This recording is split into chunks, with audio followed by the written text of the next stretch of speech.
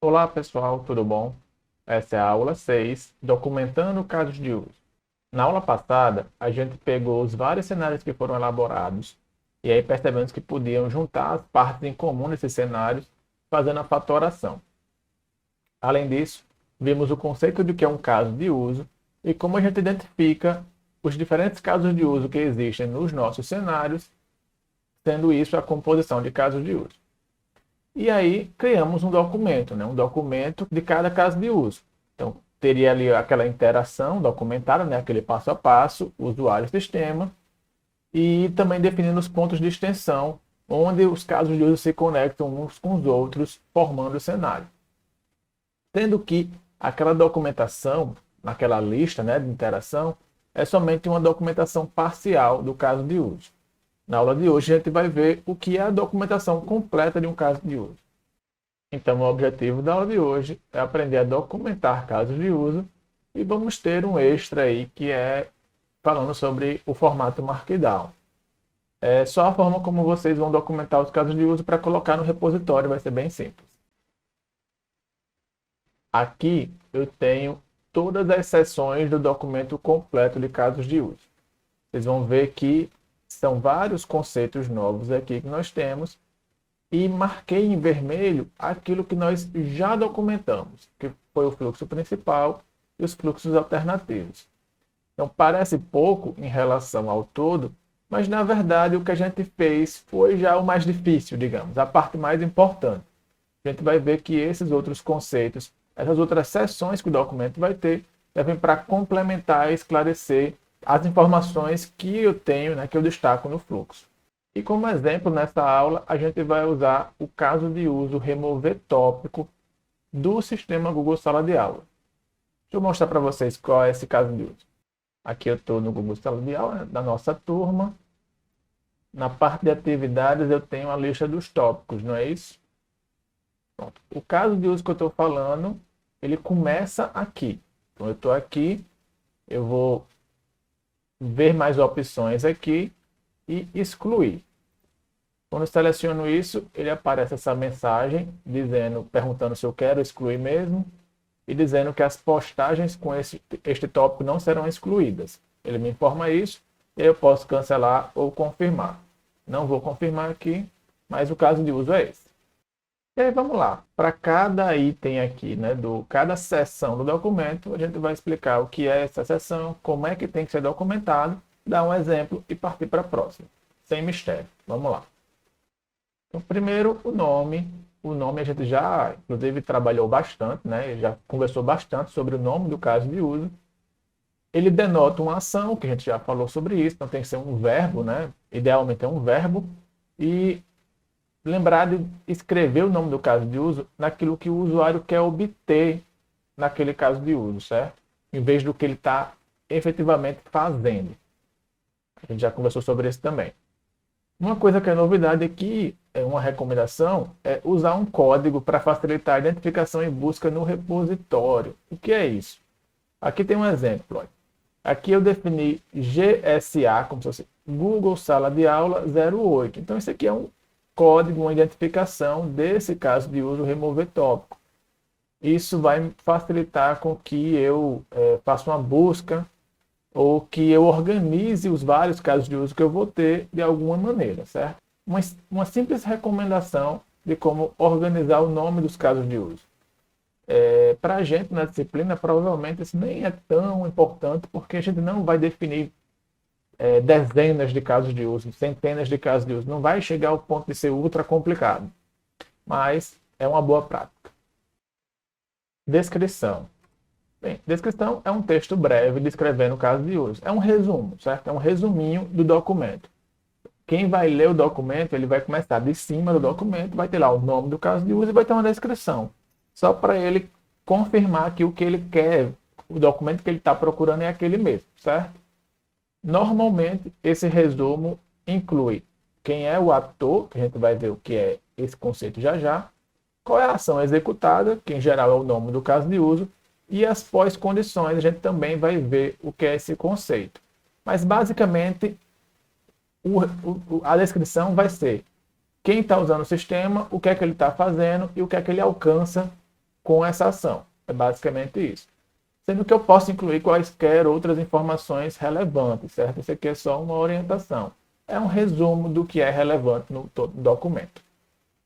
O exemplo aqui para o remover tópico poderia ser assim. O professor remove um tópico de uma turma, removendo também materiais de aula e tarefas associadas. Uma descrição, certo? Isso aqui, gente, o comportamento do caso de uso lá no Google Sala de Aula não é exatamente esse. Então, assim, a gente vai usar o remover tópico do Google Sala de Aula como referência, mas a gente não está sendo fiel, certo? Ao comportamento. É usar como referência para dar exemplo, para discutir, ok? Atores. O que é um ator? Aqui já é um conceito que tem que ter uma definição mais forte, certo? Mais clara. Ator é qualquer agente externo que interage com o sistema. Qualquer coisa que interage com o sistema e que não é o sistema vai ser um ator. Qual é a consequência disso aqui, né? O ator, ele não faz parte do sistema, certo? É algo externo. E ele é representado por um papel. Ator, a gente quando fala em ator, já associa a uma pessoa. E aqui é onde está, às vezes, o engano mais comum.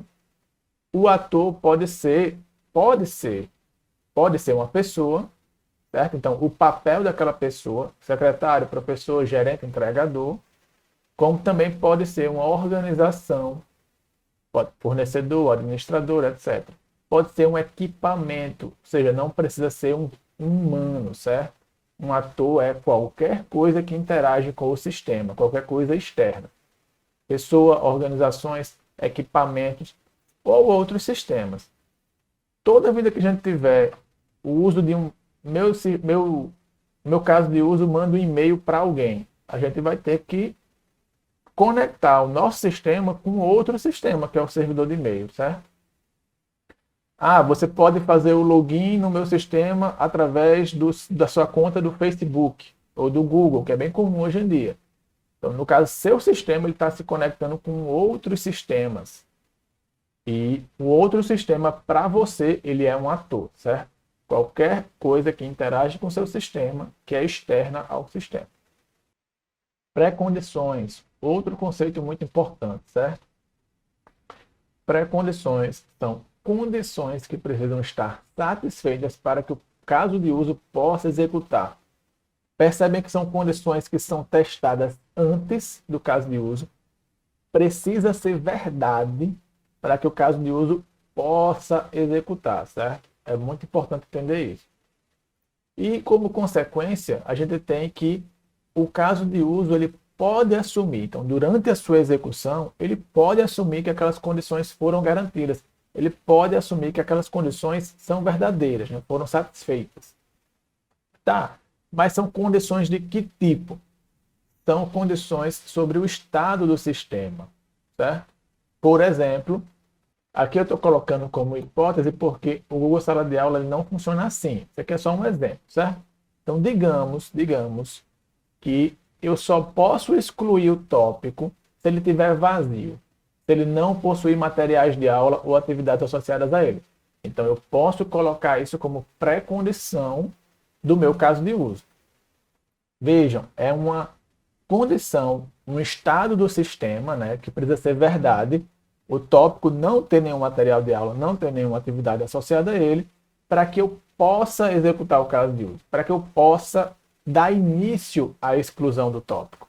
Perfeito? Já as pós-condições são condições que devem ser satisfeitas ao final do caso de uso. Pré é algo que tem que ser garantido de antes, pós, que tem que ser garantidas ao final. Também são condições sobre o estado do sistema, é a mesma ideia, né, de que eu estou observando o estado do sistema, como é que ele está naquele momento, sendo que as pós-condições, elas são atendidas durante o caso de uso. O caso de uso, ele leva ao cumprimento das pós-condições. É aquilo que o caso de uso quer alcançar, em termos do estado do sistema. Por exemplo, uma pós-condição de excluir tópico é um tópico de aula foi removido e outra pós-condição poderia ser materiais de aula e atividades podem ter sido associadas às atividades gerais. Então, imagine o seguinte, eu posso excluir um tópico de aula que tem conteúdo lá dentro. Porque quando eu faço isso, aqueles materiais de aula e atividades, eles são transferidos para outro local, para as atividades gerais. Inclusive, esse é o comportamento que ele realmente faz, certo? Vou até mostrar aqui. Ó, está aqui o tópico 1, tem um material de aula, tem uma atividade, eu vou excluir esse tópico. Ele pergunta se eu quero excluir, ele avisa, não será excluído as postagens, né? Aí eu confirmo. O tópico aula 1 é apagado e aquelas atividades foram transferidas para tipo atividades gerais, né? Atividades sem tópico. Vejo que tem uns tópicos aqui, 2, 3, só que isso aqui está solto, ok? Então, essas são as pós-condições que foram alcançadas. O tópico foi excluído e tudo que estava nele foi para uma área de atividades gerais, estou chamando assim. Fluxo principal é aquilo que a gente já estava trabalhando, certo? É a interação, né? Aquela conversa entre o ator e o sistema, aquela interação, sendo que o fluxo principal é a interação mais simples e direta para a realização do caso de uso, certo? Inclusive, é chamado de caminho feliz, é aquela sequência, aquele caminho mais fácil, mais simples, tudo vai funcionando bem, o usuário vai preenchendo tudo direitinho e alcança o resultado. Lembrando, né, que alcançar o resultado é o cumprimento das pós-condições. A conclusão de um caso de uso é alcançar as pós-condições. Então, no caso, o caminho feliz, o fluxo principal, é o caminho feliz para se alcançar as pós-condições. E a gente já viu, né, que o fluxo principal ele pode ser uma extensão de outro CDU. A gente já fez a fatoração, já fez a decomposição e usou os pontos de extensão para conectar diferentes casos de uso. Lembre-se que um caso de uso é uma extensão, pode ser uma extensão de outro.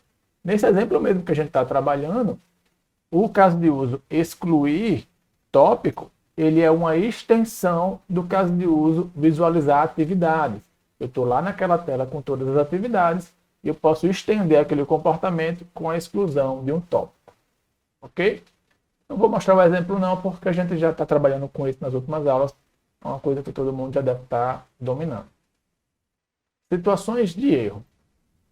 Situação de erro é um tipo de interação que impede a conclusão do caso de uso. De novo, o que é a conclusão do caso de uso é atingir as pós-condições.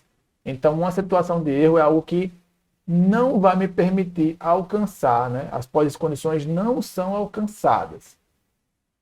E aí, situações de erro são de diferentes tipos, diferentes naturezas. Alguns casos são bem triviais. Inclusive, um colega no momento síncrono até perguntou, né? Professor, vale a pena documentar esses casos triviais, como o usuário preenche os dados inválidos, ou o usuário desiste da ação, né? Isso também é um caso muito comum. Sempre que eu estou utilizando um sistema, eu estou no meio de um processo, é natural que eu possa desistir de continuar aquilo. E aí aquele ponto, esses casos triviais, eles sempre, né, quase sempre vão existir e não vale a pena focar neles nesse momento. Se quiser documentar, se tiver alguma coisa além para ser feita do que, cancela, só volta para onde estava, né? Se for trivial assim, se eu cancelar uma etapa, eu só volto para o início, talvez não valha a pena gastar energia documentando em detalhes essas coisas. As situações de erro, em geral, a gente documenta quando tem algumas consequências mais relevantes. Ok?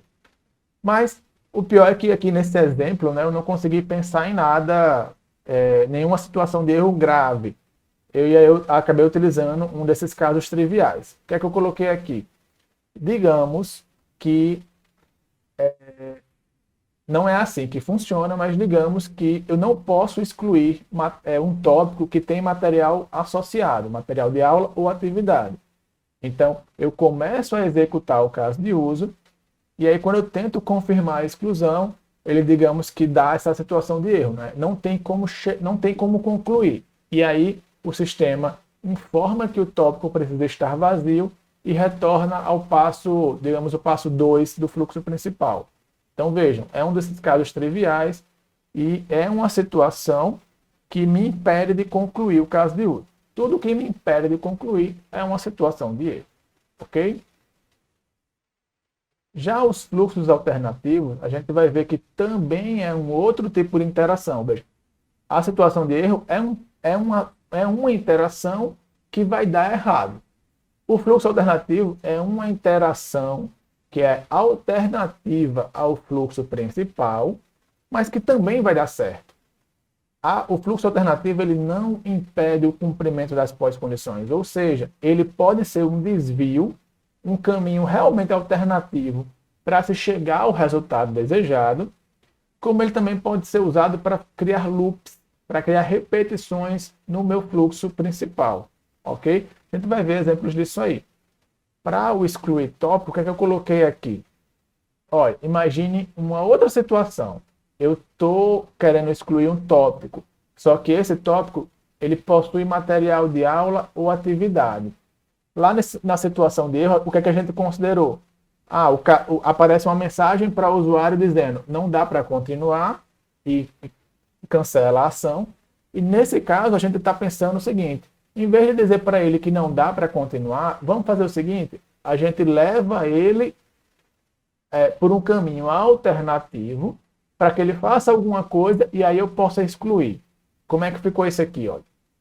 Então, alternativamente ao passo 4, veja, o fluxo principal está lá, né? 1, 2, 3, 4.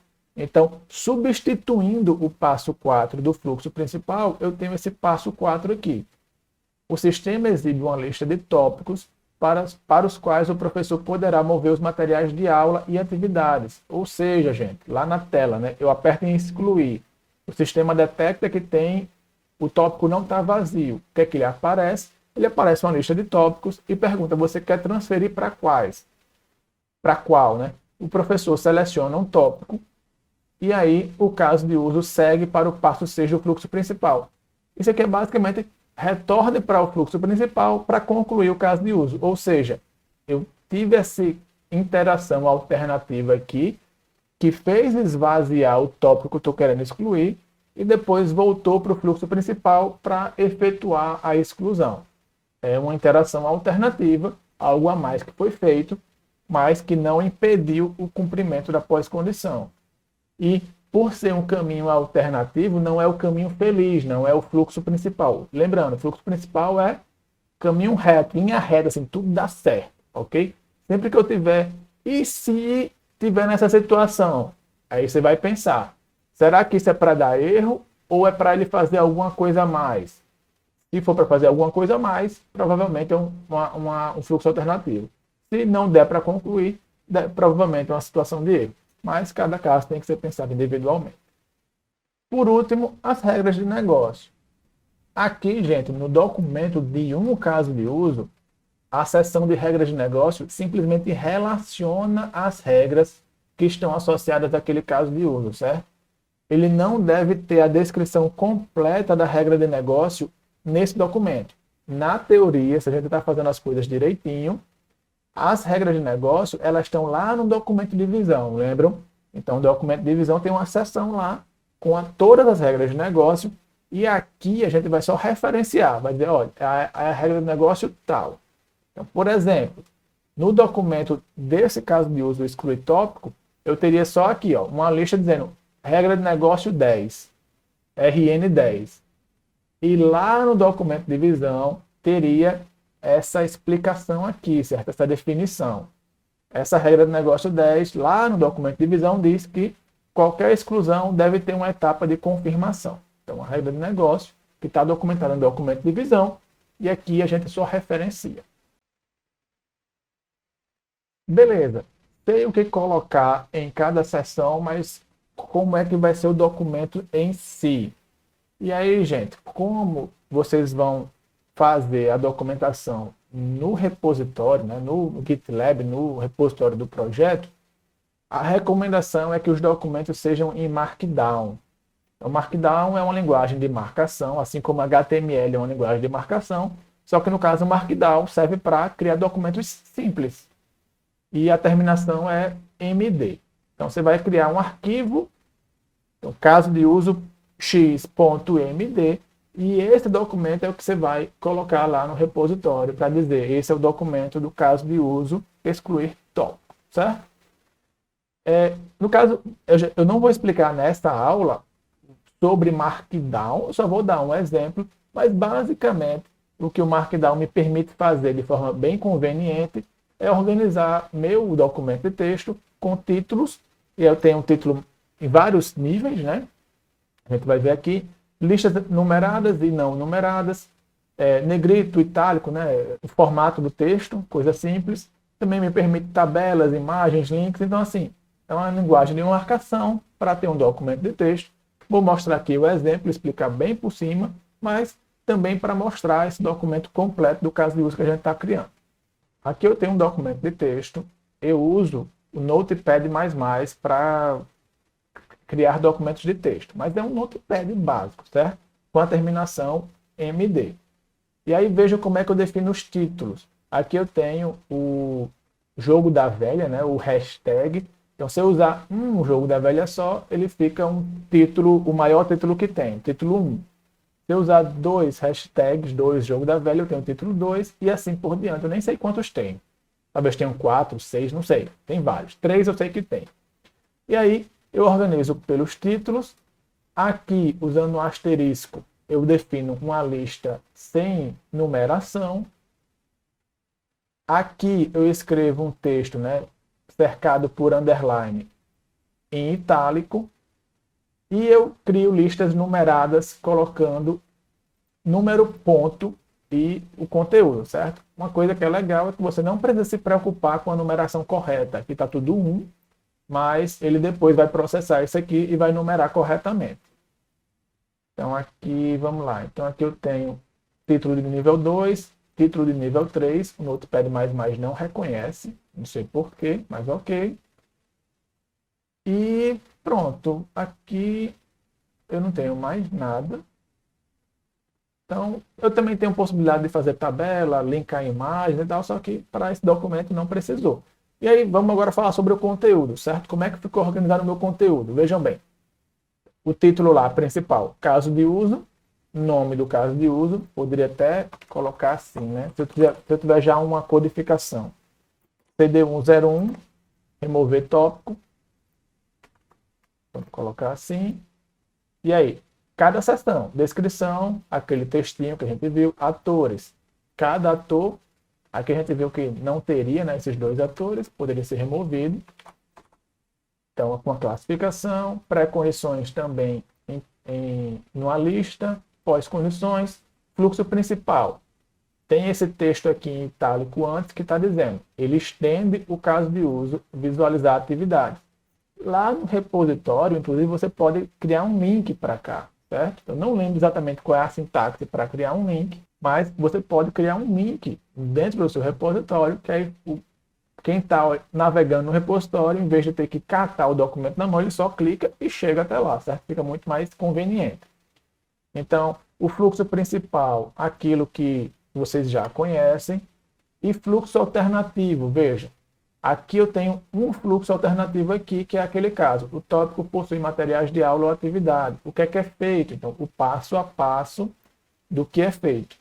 Aqui eu coloquei 4 porque ele substituiria o passo 4. Eu não sei se o Markdown vai entender corretamente isso, não tenho certeza.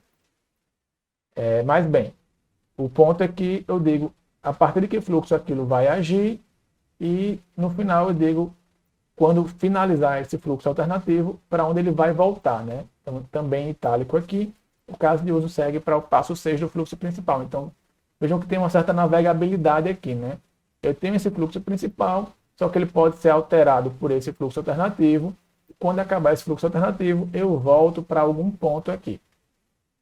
Da mesma forma, situações de erro e, por fim, regras de negócio. Lembrando que as regras de negócio seria só isso aqui, certo? Então, só uma referência para uma regra de negócio que está lá no documento de divisão. E é basicamente esse documento que vocês têm que elaborar e upar lá no repositório, certo? Esse documento ele vai estar lá no Google Sala de Aula para vocês usarem como referência, como template, para quando vocês forem fazer os seus. E aqui, gente, eu vou mostrar como é que fica lá no repositório, né? Quando você upar esse documento, como é que ele é apresentado. Vou abrir um arquivo MD de um caso de uso que eu já tinha pronto, não é o que a gente estava trabalhando, mas só para vocês entenderem. Então, vejam, ele se apresenta assim, olha. Tá, veja aqui, o título ele aparece aqui maior, então o título 2, né, de segundo nível fica assim. Então o texto, as listas, a lista numerada, veja que ele numera assim direitinho. Esse aqui é o título no nível 3 e assim vai, certo? Aqui, ó, veja que isso é um link. Aqui é um link que eu posso clicar e vai para outro documento. Essa referência para uma imagem está quebrada, mas tem como referenciar, fazer um link para a imagem também. E só para mostrar o fonte, eu vou abrir aqui em modo de edição. Então veja, o fonte é aquele documento de texto cru que a gente criou e define as marcações para as coisas. E quando ele processa, ele fica bonitinho desse jeito, certo? Aqui no final, o link, você bota o que você quer mostrar entre colchete e o caminho entre parênteses, acho que é isso. Em imagem é a mesma coisa, só que você coloca também uma exclamação na frente, é uma coisa desse tipo, certo? Mas uma forma bem simples de organizar os textos e ter uma apresentação bonita, ok? Basicamente é isso. E aí, para finalizar a aula, eu queria relembrar do porquê é importante fazer o que estamos fazendo, porque é importante documentar os casos de uso. Lembrando, gente, já estamos criando o sistema, já estamos concretizando o que a gente imagina ser o sistema ideal para o nosso cliente, só que ainda estamos aprendendo, certo? Ainda estamos entendendo o domínio, o problema e a solução. Tem algumas coisas que a gente ainda não sabe, que tem que descobrir, que tem que pesquisar, que tem que consultar com o cliente. Então essa coisa vai se alimentando, né? O aprendizado vai alimentando o projeto vai alimentando o aprendizado. Faz parte, é assim que funciona. Mas, voltando ao documento, por que é tão importante documentar? Como eu tinha falado em outra aula, o processo que a gente está utilizando, né, a metodologia que a gente está utilizando, que é o processo unificado, ele é orientado por casos de uso. Então, esses documentos que estamos criando, ele vai servir como especificação para os programadores e testadores. O cara vai usar o que está nesse documento e ele vai pensar, isso aqui é a verdade, isso aqui é o que eu tenho que implementar. Ou o testador vai dizer, isso aqui é como o sistema tem que se comportar. Eu vou usar aqui o sistema e se não bater com o que está no caso de uso, o sistema está errado, certo? Então, ele é usado como especificação para programadores e testadores e ele pode, inclusive, servir de manual para usuário. Então, à medida que eu pego esse documento de caso de uso, né, e vou refinando, detalhando, tornando ele mais fiel à realidade, quando eu acabar, aquilo é basicamente um manual de utilização para usuários. E por mais que hoje em dia a gente tenha sistemas cada vez mais intuitivos, né, mais fáceis de usar, e as pessoas estão cada vez mais à vontade com a tecnologia, elas engasgam menos, vários sistemas, várias situações, eu preciso ter um manual de utilização. Tem muita coisa que não é trivial, certo? E aí, esses manuais que a gente tinha antigamente em papel, talvez seja um manual em vídeo, uma videoaula, né, explicando como usar. Então, existem inúmeros tutoriais na internet sobre software que é um vídeo ensinando a utilizar. Esse vídeo pode ser criado a partir desses documentos de caso de uso também, certo? E é isso, gente. Até a próxima aula, até o encontro síncrono.